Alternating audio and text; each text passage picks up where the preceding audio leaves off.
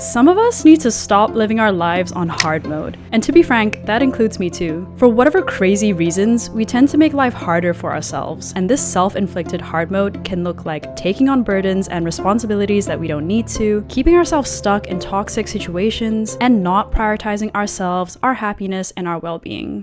Because of that, we go through life with this constant chronic level of stress from all different areas of our lives for no good reason. So this is actually part 2 of my video, how to stop living your life on hard mode, 4 ways to live stress-free. A lot of you guys asked for a part 2, so here it is. Today I'll be covering even more mindset shifts and practical tips that I've personally incorporated into my life, which has helped to make it feel a lot less stressful and a lot less shitty on a day-to-day. If you want to check out part 1, I will put a link on the screen here and in the description below as well. Timestamps below as always because I value your time.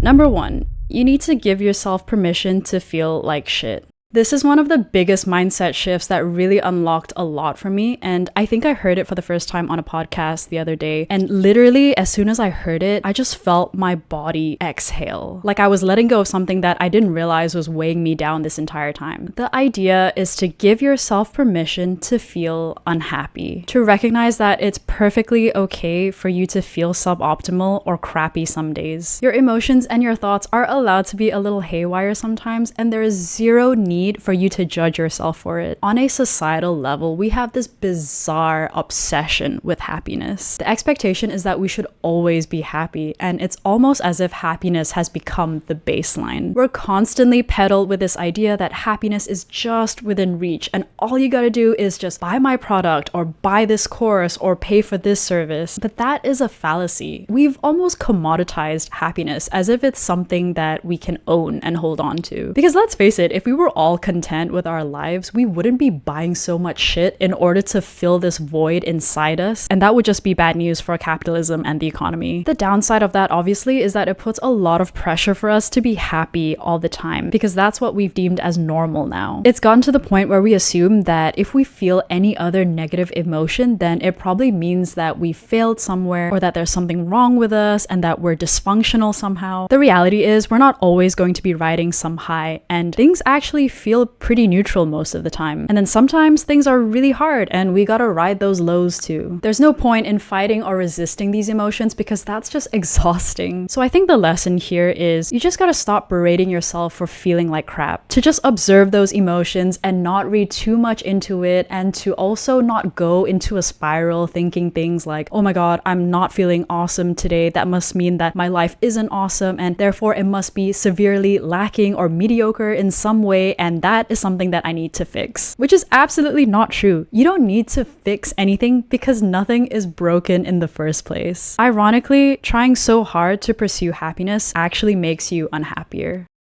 So the next thing I'm going to talk about is this concept called Shinrin-Yoku. I'm super excited about this one because it's something that I started doing in the past month, which has instantly given me results in terms of reducing my stress levels and improving my mood and just making me more resilient overall. Shinrin-Yoku is a Japanese term that translates to forest bathing or taking in the forest atmosphere. Japan in the 80s, much like the rest of the world, was becoming more urban and more tech focused, which of course led to a rise in various mental and physical health related issues. So as a response to that, the country's forest agency actually created this nature-based wellness program, and they coined the term Shinrin-Yoku. The whole point was to promote sitting or walking in the woods and taking in nature. Since then, there's been loads of studies done on the concept of Shinrin-Yoku. A study done by the University of Michigan showed that something as little as 20 minutes in nature 3 times a week was the dose of nature that most efficiently reduced people's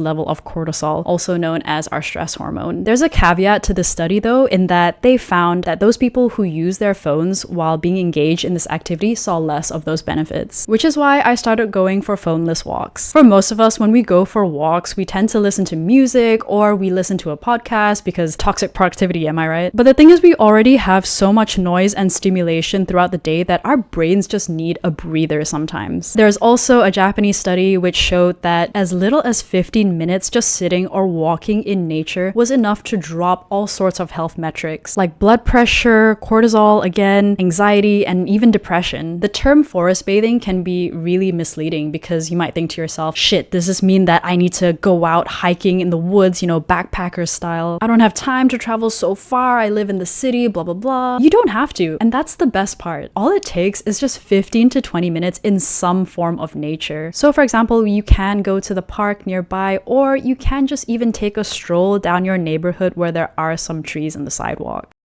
The third and final thing is that being selfish is a good thing. The word selfish tends to have a bad rep, but it really shouldn't in some cases, and I'll explain what I mean. So your girl here is a certified people pleaser. At least I was until recently. I have been a people pleaser for many, many years, and to be honest, it has led me down some dangerous paths. And if you're curious to know more about that, I actually released a video on this quite recently, and in that video, I talk about all the mindset shifts that I learned to help me overcome my people pleasing tendencies. So if you want to check that out, I'll put a link in the screen here and also in the description below. People pleasing is doing things for other people and typically at your own expense. It's catering for the needs of others in a way that takes something away from you. So that could be your energy, your time, your mental health, that's a big one, or even something tangible like your money. Most people don't realize this, but that is a chronic form of stress. Why? Because for the rest of your life, you're always going to have people asking things of you that you are not going to be willing to give. It's an ongoing and continual stressor, but how you handle that is going to be the difference between you living a peaceful life and a life where you always feel pressured and guilty. A very common form of people pleasing is saying yes to things that you actually want to say no to, especially social events and social commitments. This is a really big one for me because I am introverted as hell. Sometimes I just really don't have the emotional or mental bandwidth to socialize with other people, and to be honest, I've been guilt tripped a lot by others into doing things and going to events that I really didn't want to. And we've all been there, we all have those friends.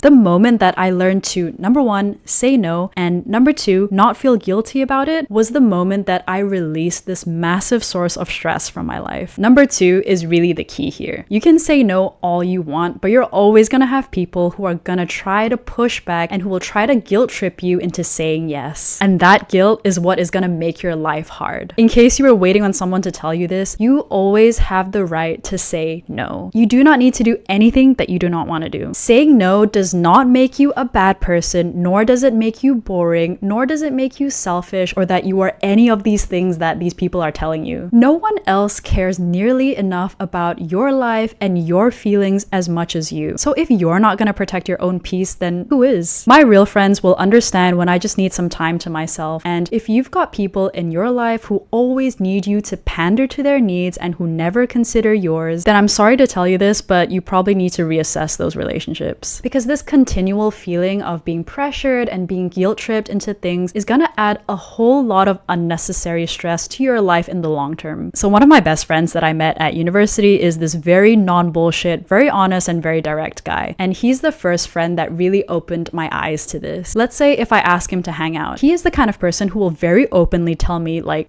I don't really feel like seeing you today. Not because I've done anything wrong or that there's something wrong with the friendship, but it's just because he's not in the mood that day for whatever reason. And we'd both be perfectly okay with that. No explanations needed, no pressuring, and no guilt tripping involved. We have that relationship where we both know and trust that the love is there and that it is strong enough to the point where we can say shit like that to each other and it wouldn't even leave a scratch on the friendship. It's so refreshing, and I hope that you guys can have friendships in your life like that too, because it is so liberating.